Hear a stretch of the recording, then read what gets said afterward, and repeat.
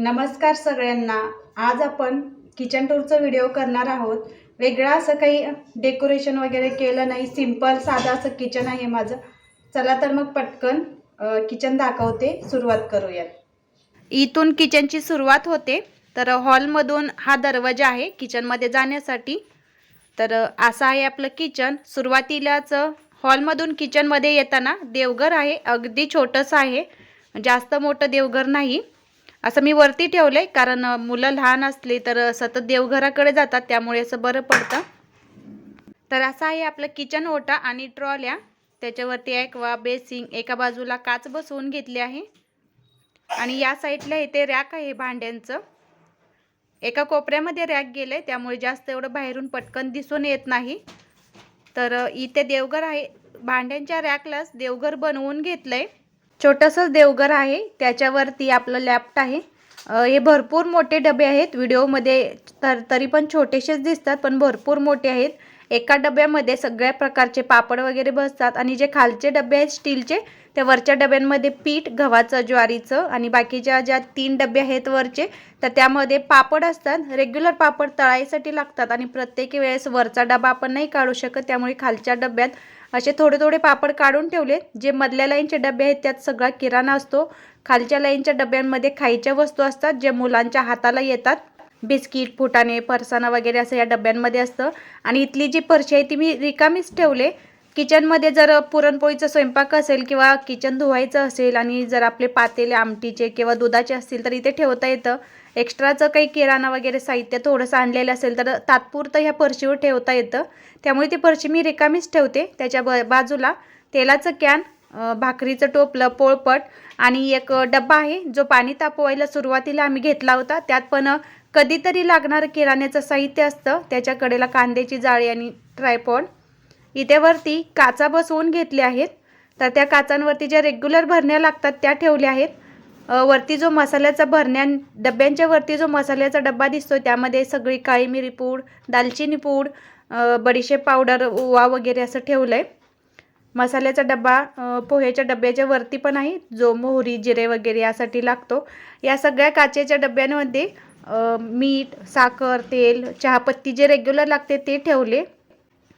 असं आहे।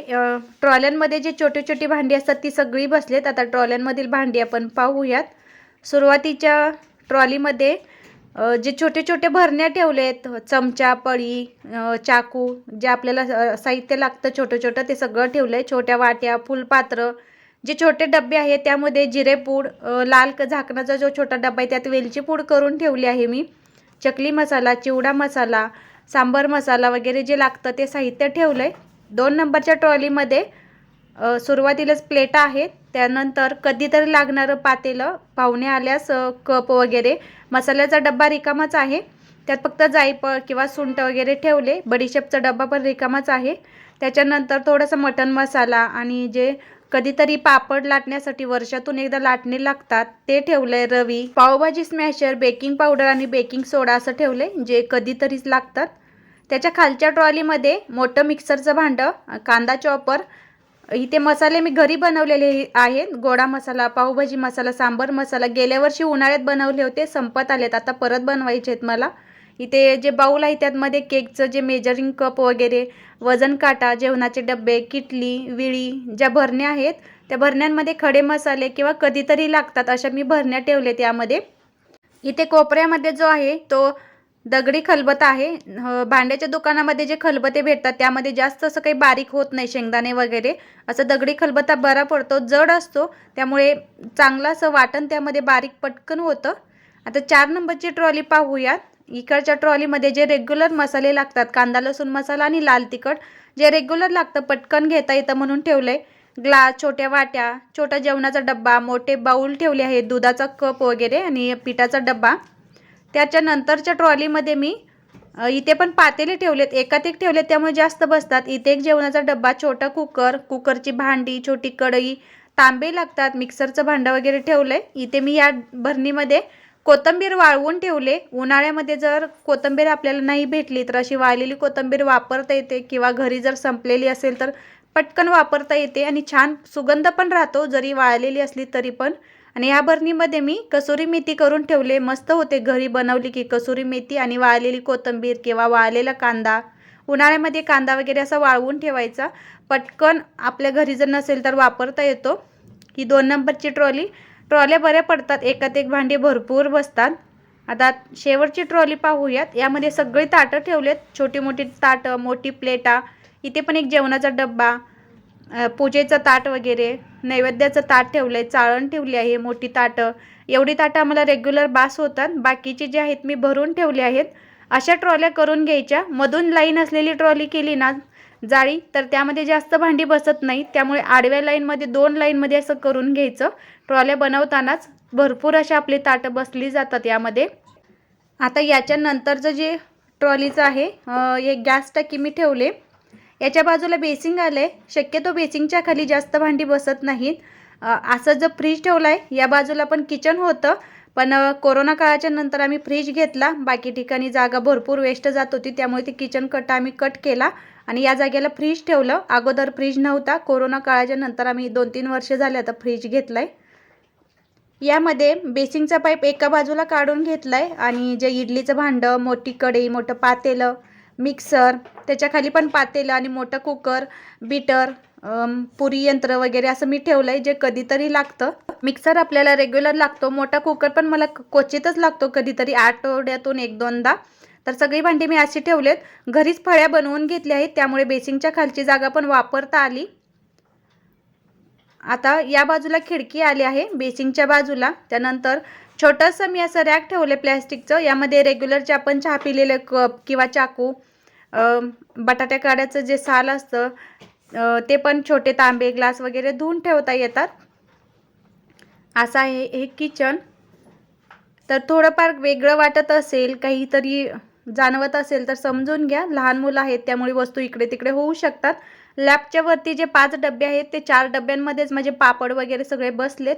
जे हंडी पापड सगळ्या प्रकारचे केले ते मी एका डब्यात ठेवले. उपवासाचे एका डब्यात, परत नाचणी पापड, बाजरी सांडगे, उडदाचे पापड एका डब्यात आणि कुरडे एका डब्यात ठेवलेत. बाकीचा 5 नंबरचा डब्बा आहे त्यामध्ये सगळं मी केकचं साहित्य ठेवले, जे मला कधीतरी लागतं. आणि जो प्लॅस्टिकची मोठा असा डब्बा आहे, तर त्यामध्ये कधीतरी लागणारी मला ताटं, वाट्या, एक्स्ट्राचे कप वगैरे सगळी भांडी मी भरून ठेवलेत, जे की पाहुणे आल्यावरच लागतात. तिथे एक जाळी आहे एक्स्ट्राची भांडी धुण्यासाठी किंवा काही पण आपण वाळत घालू शकतो. एकाच बाजूला लॅफ्ट आहे, त्यामुळे मी थोडेसे मोठ्या साईजचे डबे घेतले, जास्त छोटे घेतले नाहीत, कारण भरपूर असं कमी जागेमध्ये भरपूर असे पापड बसतील आणि डबे कमी डब्यांमध्ये जास्त बसेल.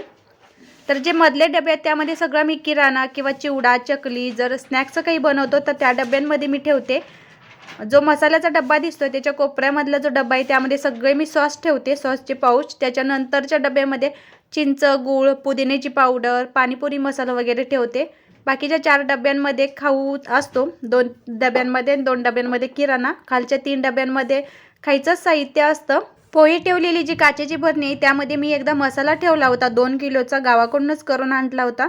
ती भरणी माझ्याकडून फुटली, म्हणजे एक 8 दिवसातच ती फुटली. सगळा मसाला वाया गेला होता, त्यामुळे आता काचेच्या भरणीत मी मसाला ठेवत नाही. पोहे वगैरे जर भरणी क्वचित फुटली तर ठीक आहे, पण मसाला वाईट वाटतं जर असं खराब झाला तर एवढा. तर काचेच्या वस्तू माझ्या हातून जास्त टिकत नाही, त्यामुळे फार कमी वस्तू आहेत काचेच्या. तर असं आहे माझं छोटंसं किचन. मी जास्त वरती भांडी ठेवली नाहीत, कारण पाठीमागे रस्ता बनवायचं चालू आहे आणि धूळ इतकी भरपूर येते ना, 15 दिवसाला मेंटेन करावं लागतं. आणि वरती जर भांडी ठेवली तर भरपूर खराब होतात, भरपूर धूळ येते, त्यामुळे सतत स्वच्छ करावं लागतं. आणि जास्त भांडी पण मला वरती आवडत नाहीत, कारण आपला बराच वेळ मग भांड्यांमध्ये आणि किचनमध्येच जातो. त्यामुळे मला जमेल तशीच मी वरती भांडी ठेवली आहेत. असं आहे माझं हे छोटंसं किचन. याच्या बाजूला फ्रीज आला आहे. मोठे मोठे डबे जर वरती असतील तर 1 तासाभरात सगळं स्वच्छ क्लीन करून होतं, पण छोटी भांडी जर वरती ठेवली तर भरपूर क्लीन करायला वेळ लागतो. तर फ्रीजच्या बाजूला किचनमधून गॅलरीत जाण्यासाठी दरवाजा आहे. इथे मी माठ ठेवला आहे, आता उन्हाळा चालू झाला आहे, तर इथे कपडे भांडे करण्यासाठी आहे गॅलरी. कपडे भांडे इथे सोपं पडतं, मी इथेच धुते कपडे भांडे. जर जास्त थंडी असेल तर भांडी मी बेसिंगमध्ये घासते. तर असं गॅलरी असली की सोपं जातं बाथरूमपेक्षा पण कपडे आणि भांडे धुवायला किंवा कपडे सुकवण्यासाठी. असं आहे माझं हे छोटंसं किचन. दूध आपलं उतू जात आहे. व्हिडिओ बनवायच्या नादात मी दूध गरम करण्यासाठी ठेवलं होतं, गॅस मी बंद करून घेतला. तुम्हाला कसं वाटलं हे किचन जरूर कळवा. असं आपलं हे छोटंसं किचन. तुम्हाला माझा किचन टूरचा व्हिडिओ कसा वाटला मला कमेंटमध्ये जरूर कळवा. आवडल्यास लाईक शेअर सबस्क्राईब नक्की करा. धन्यवाद.